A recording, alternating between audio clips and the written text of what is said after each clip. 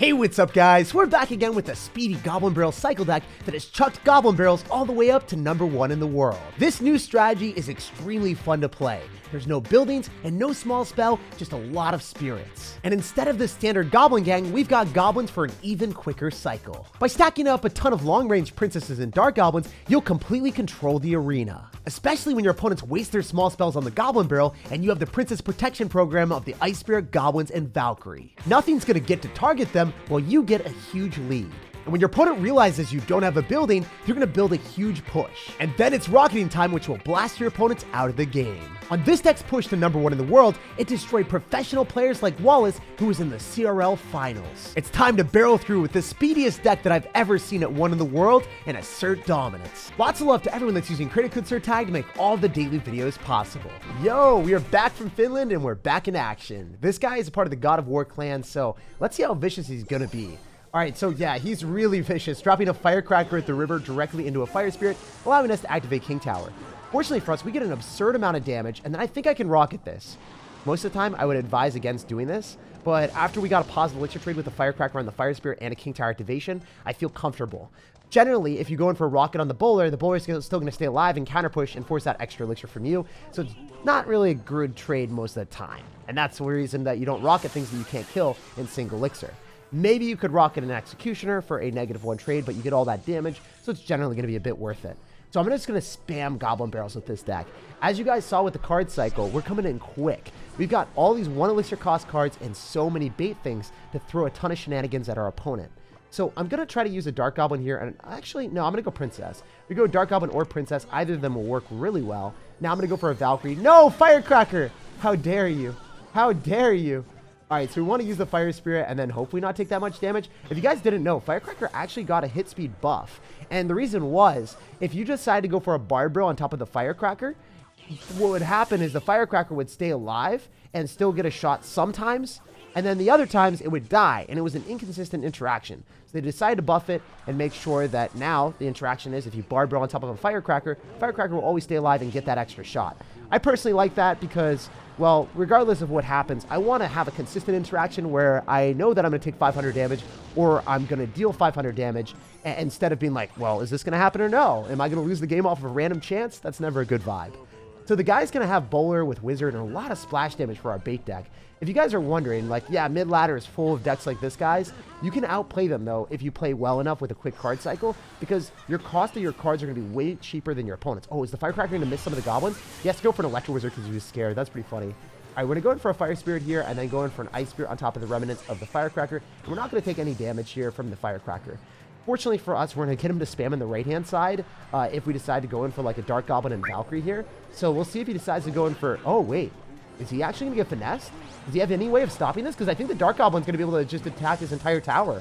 Oh my gosh. Guys, you might have thought that I was taking the left, but the right is out of sight real soon. My goodness. Can I take everything right now? It's not even a mission of taking one tower and winning the game. It's utter demolition. So we want to take it all out here. I'm going to go in for an Ice Spear on top of the Firecracker. There's no doubt that that thing is going to be toast. Then I can go for Princess on the other side. Notice how we're able to keep up the aggression on all sides at the same time because the cost of our cards are so cheap. Because they're so cheap, we're able to just make sure that he can't defend anything. Just going to be pulling him around everywhere right now. And going for an Ice Spirit here as well, going for a Goblin Barrel on defense, and then just go and defend this with Goblins afterward. There's no doubt in my mind that we're going to be able to rocket him out. I just want to show you that we would be able to defend that as well. I could go for a Valkyrie, but I'll eat the damage and rocket him out just a bit faster. When you're rocketing to finish off the game, drop it in the corner so it arrives a bit quicker. The further it is away from your King Tower, the longer the rocket takes to travel. And we're going to be traveling our way up the ranks today, starting off strong and getting that juicy 5 wins. It's really cool that there's a win multiplier so you can move up a bit quicker on ladder. Otherwise, it would take forever to push to Ultimate Champion. And the new emote for the season. You guys let me know down below in the comment section what you think of it. Do you think it's cool or not? Let me know. All right, jumping on to the next one. We see a Mini Pekka Hog Rider in our opponent's banner. So maybe he's going to be running like a Hog Rider Earthquake deck with Mini Pekka. That would be pretty cool. I'm going to go in for an Ice Spirit just to test the waters and see what our opponent's up to. Then I'm going to immediately prioritize dropping our Princess at the river. Bit of an annoying play, and unfortunately our opponent is going to have Firecracker Hog Rider. He's going to be able to finish off all of our bait cards. So 1 Goblin's left standing, actually. Oh my gosh. Goblin, how'd you die to the Mini Pekka? Well, actually, I'm thankful that you died to the Mini Pekka because you soaked up a shot that would have targeted my Valkyrie. And now the Valkyrie's staying alive longer to prioritize keeping our Dark Goblin alive to deal even more damage. So with this deck, you want to bombard your opponents with Fire Spirits every single time that you can because it costs like 1 elixir, yet it does 300 damage. So a little bit unfair if you ask me. All right, also, one thing that I've noticed whenever I play a log bait deck is if I can go in for an Ice Spirit and then have it timed so it's tanking for the Goblin Barrel, and my opponent doesn't have log in their deck, then we're going to get a lot more damage with our Goblins. Also, the Valkyrie's going to hopefully get pushed by the Goblin. Come on, Gary. Come on, Gary. Give the Valkyrie a little bit of a scary. I might want to go in for a Dark Goblin here and then go and snipe that and then still go on the left-hand side. That's always going to be nice. He's probably going to go Skeletons. Hopefully we can get some damage. He's actually going to Zap instead. Interesting. So our opponent's going to end up having 2 small spells with the Hog Rider deck. He's going to have arrows and he's going to have Zap. So kind of uncomfortable, but as you guys can see, because of our absurdly quick card cycle, it doesn't matter. The one thing that I was worried about is our opponent going in for a Hog Rider, but since we had Rocket, I think I would have been okay. So I'm going to go for a Valkyrie here. I wonder if that will activate King Tower or not. Yo, let's go. And then we can go for an Ice Spirit to finish off the Firecracker so it's not able to lock onto a tower. It's interesting that fire gets destroyed by ice. Usually Pokemon would say, Jake, that should never happen. All right, so what do? I want to go for another Fire Spirit because the Goblins will die by themselves. I think he might have to go in for a Mini Pekka on this. It would be hilarious to see a Mini Pekka into Goblins that were half dead. If the Goblins lock onto the tower, that'd be extremely good. Now he's going to go Mini Pekka on top of the Princess, so we're going to go and prioritize protecting her using our Goblins and Ice Spirit. He still can't finish off the Princess because he doesn't have enough elixir. He's going to go for a Valkyrie. That cost him everything. What did it cost? Everything. He's going to go in for another aggressive Firecracker here at the river. I think I need to go in for a Fire Spirit and then a Dark Goblin to finish off that Firecracker. Because if the Firecracker stays alive, I don't think our tower would. Obviously, the Firecracker would lock onto our Valkyrie, splash down to our tower, and deal a ton of damage. Okay, so in this type of environment, if you guys didn't know, the Tesla goes undercover, so then the Princess will be able to safely and securely lock onto the tower. Then I'm going to go in for another Goblin Barrel because it's going to be a 3-for-3 trade. And if he goes in for a Firecracker or anything like that, it's not super scary. So I should be able to get enough spirits down, right? Right? Oh, yes. Get that Firecracker out of my sight. Also, the Firecracker seemed like it wasn't targeting anything for a while. It just sat there. Like, legitimately, it got glitched or something. Even though the Firecracker got a big buff with her attack speed getting a bit faster, it didn't matter there. So if we see our opponent going in for a Tesla, you guys already know, we begin the Rocket Cycle. Do you remember this? Is this in your guys' nightmares when Rocket Cycle was a thing and everyone did that? Well, it's back in business, baby. Rocket is actually really good with log bait just because it's able to destructively damage down a lot of spam that is dropped all at the same time. And specifically in this deck, when you don't have a building, if your opponent stacks up a lot of bridge spam, you're going to have to defend somehow, and Rocket is generally the best alternative if you don't have a building in your deck. For instance, countering an Elixir Golem is so easy because it explodes an Electro Dragon, the Battle Healer, and all of the bridge spam. And again, guys, we're climbing our way up, now at Master 3. Speeding up the ranks early season is so satisfying. It's time to keep up the climb, and now we're playing at level 13 cards. It's always interesting to see the card levels exponentially grow as you climb up the ranks on Path of Legends. Which, you know, Clash Royale, when I was talking to them internally and I was like, yo, Drew, let's do an interview. In the interview, he said they were considering making Path of Legends a tournament standard. So no matter what your card levels were, you would be able to play a whole bunch of different decks and everything would be leveled to level 11. And I think that'd be awesome for the game because a lot of times you would want to play different decks, but you're not allowed to because guess what? Clash Royale, from what I've seen, it's really hard to level up all these different decks at once. I'm going to try to activate King Tower with this Mega Knight. I have to eat all of the Wall Breaker's damage, and I think that's okay. You know, if you're playing against Mega Knight and you activate King Tower and you take 1,000 damage in the process or whatever, it's going to be totally fine. However, it's not fine to see our opponent have Tornado in the deck. Okay, you know what? You were annoying. I'm going to be annoying too. I'm going to go for Princess and then an Ice Spirit to shock whatever you're going to be dropping and force out even more Elixir or a lot more time so we can get extra Princess shots off on you. Now we're going to go for a Dark Goblin here. He's actually going to have Goblin Drill, which is slightly scary, but not extremely bad for me. I think we can get away with the Fire Spirit if I have the Dark Goblin and King Tower activation. So, you know what? I don't even think I need the Fire Spirit because I took so much damage on the other side that didn't really matter. Generally, going same lane as the Mega Knight player is not going to be the best vibe, but look at the damage that we're getting with the Dark Goblin. And then the Valkyrie even steals some health too. Okay, we got to go Princess, and we're dropping our Princess slightly closer. And the reason that I do that is, I don't know if you guys have seen this, but the projectile travel time for Princess is very unreliable. The further you drop her away, the longer the shot takes. It's not an immediate thing, right? So that's one thing that I've realized. Whenever I drop my Princess too far away, a lot of times it's going to miss, or it just won't fire fast enough. So that's one thing to keep in mind if you are using Princess. And because this deck is a fast cycle, I'm sure you guys already noticed, but we're going to be spamming like a madman. I'm going to go for a Valkyrie in the back. And the reason why I cycled my Valkyrie earlier compared to like a Dark Goblin is I want to get back to multiple Valkyries. Also, if you Fire Spirit, the Mega Knight is going to just like not jump then. So it's a huge W for me. All right, I'm going to try to go in for a Princess here as well. And we can get back to another Valkyrie as I said before. That was my mission, trying to cycle as many Valkyries as possible.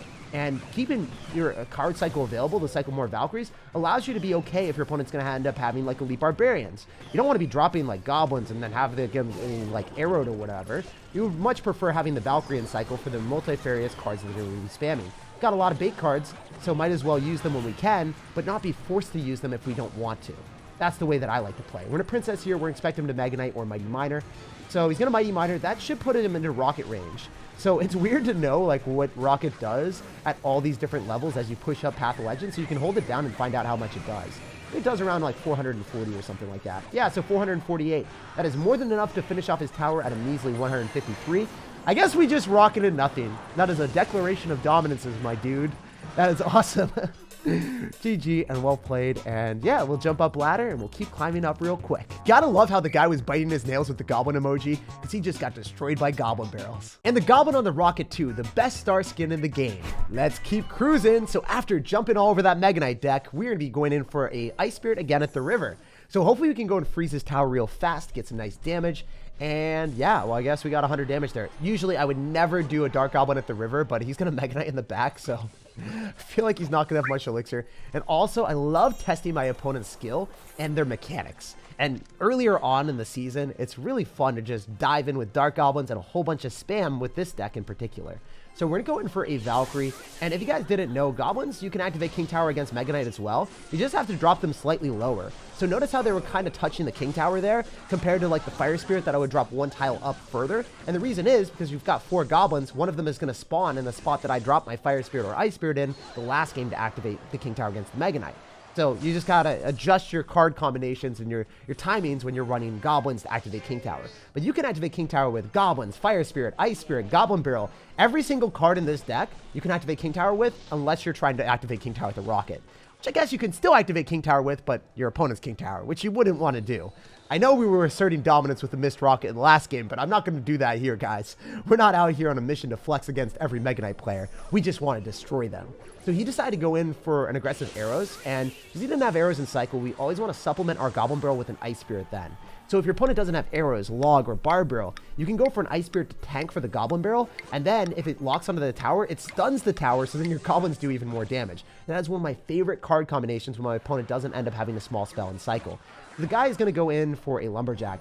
I'm going to go for a Valk, and if he decides to go in for another Mega Knight, we're just going to pull it to the King Tower again for only like 3 elixir. So I feel like that would be a horrible play for him. We'll see if he decides to do it.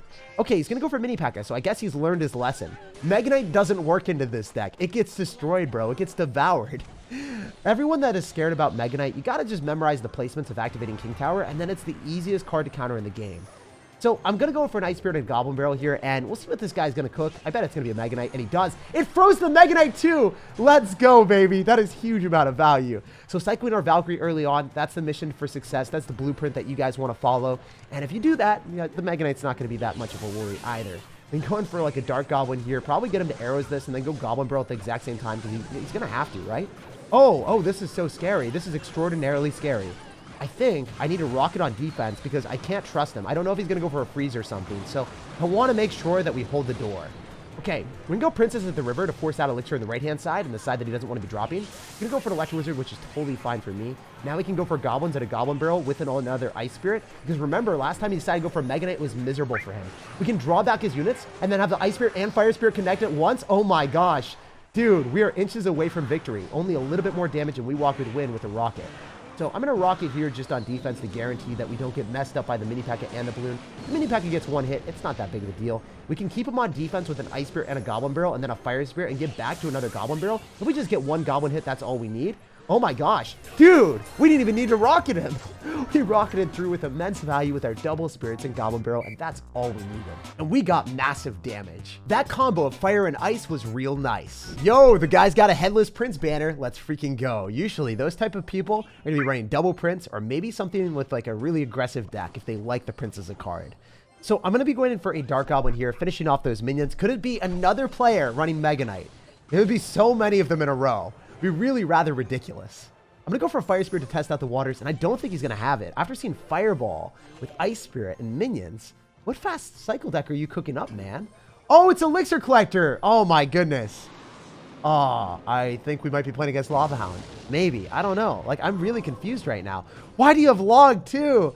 Oh my goodness. So I'm going to get a -1 trade every single time that I decide to rocket on top of the Elixir Collector. So I might go in for Goblin Barrels if I need to.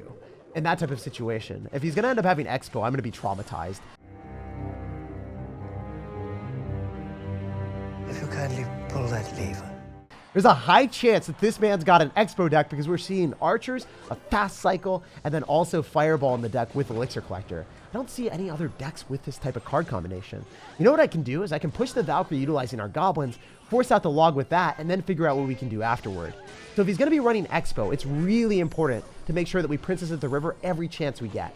Because if you Princess at the River and force out the Log and get damage on the tower, it's a worthwhile transaction because it's a -1 trade for you, but getting that damage builds a bit of a lead for you. And if you force out the Log, then obviously you can go in for an Ice Bear plus Goblin Barrel and get a lot more damage afterward. So I think if he goes in for an Expo, our position would be going in for like a Dark Goblin and Valkyrie, or rocketing plus something else. If he's going to have Archers nearby and he Expos, we'll always rocket that. But since he's Elixir Collectoring, I think we have to make some alternative methods out here. So I'm going to go in for a Valkyrie, and then I'm going to go in for a Dark Goblin, and we're going to see if he decides to go and drop a Log or anything, because he's going to be back to Log relatively soon, right? If he wants to drop a Log on the Dark Goblin, that's what I would expect. That's why I didn't want to go for our Goblins immediately. And now we can cycle back to a Goblin Barrel on top of the Elixir Collector, and I think that will give us a lot of a better trade than going in for anything like a Rocket, because if we kill the Elixir Collector for 3 Elixir and not drop 6 Elixir with a Rocket, or I don't know, like it just seems better, right?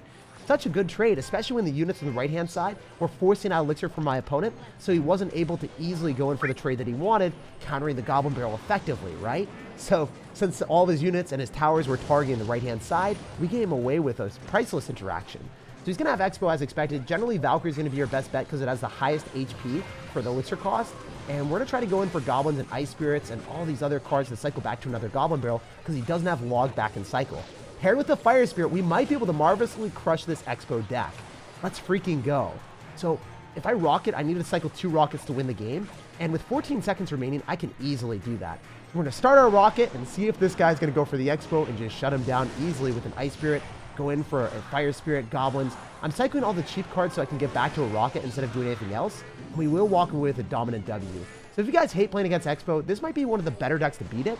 Most of the other ones with Inferno Tower, it just feels like a dead card where you're never able to drop it on the Expo because if they body block their Expo with either Archers or Skeletons, you're going to get roasted and toasted by the Expo every time. But with our speedy Goblin Barrel cycle, we're able to rush around our opponents and put them in positions that they can't possibly defend. Sneaking the Goblin Barrel on top of the Elixir Collector generated us a massive positive Elixir trade. Our opponent was so preoccupied on the right that he had no counter in sight. After switching to this speedy strategy, we sprinted up ladder, winning 14 games in a row. It's satisfying to see new decks at the top of the meta. Like, subscribe for more daily videos, and have an amazing rest of your day.